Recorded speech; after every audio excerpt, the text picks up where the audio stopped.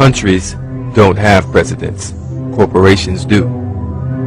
Whenever the president is being introduced, he or she may be referred to as the President of the United States. The United States of America is no different than General Motors of Detroit or Sears and Roebuck of Chicago. These descriptions are referring to companies which reside in a specific jurisdictional area.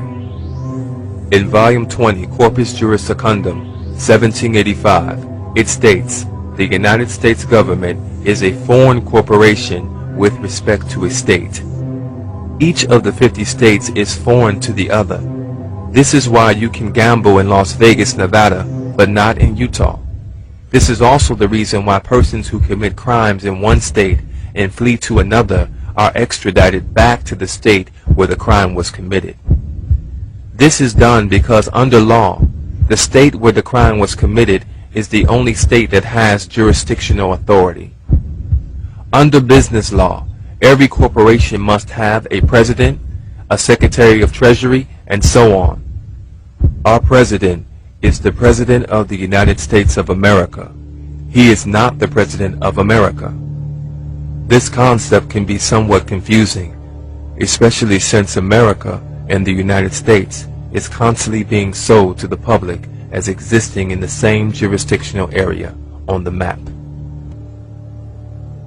The only connection the 50 states have to the United States Corporation is again either by contract and/or franchise agreement. A part of this franchise agreement is designated by the status of individuals who call themselves citizens. This contract between the United States of America and the 50 separate states is called an adhesion citizens contract. This adhesion citizens contract is known as the 14th Amendment, which was ratified on July 28, 1868. The second part of the franchise definition mentions that it allows an individual or group to carry out specific commercial activities. These activities fall into a category called interstate commerce. Article 1, Section 8, Clause 3 of the United States Constitution is known as the Commerce Clause.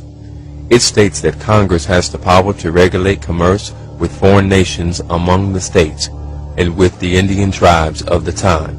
This power fell under a regulatory body called the Interstate Commerce Commission, or ICC, in 1887. Each time you sign your name or pledge an oath, you are changing your status. You may be asking, what about American citizenship?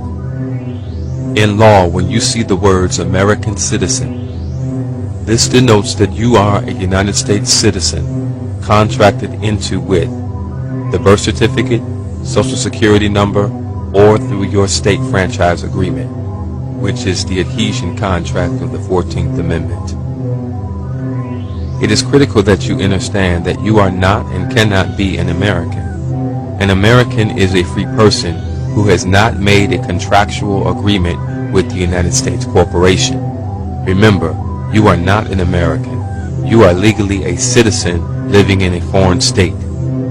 This authorization granted by the corporation called the United States of America can be tied into three main areas of contract, three of which we have mentioned. We looked at the 14th Amendment, and we realized that this amendment was really a contract. It was an adhesion contract between the United States government and the citizenry of this country.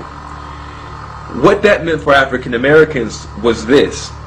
It meant that the old days of slave ownership, where a white male owns a slave on a plantation, was done away with. And what the owners who owned those slaves did was transfer their property, which were the slaves, from the slave owner to the United States government under the 14th Amendment. And if you recall, when you study history, you'll know that many of the southern states and those slave owners were compensated for transferring their property over to the United States government. So what that means for black folks is this, is that you are not free, you are what is called emancipated. And an emancipation is not freedom. Emancipation is the transfer of property from one owner to another owner. This process has nothing to do with sovereignty. A citizen of the United States Corporation or American cannot be sovereign because they do not own the land or have clear title to land. Further, these persons have not established a military to take the land or to create their own land within the continental United States.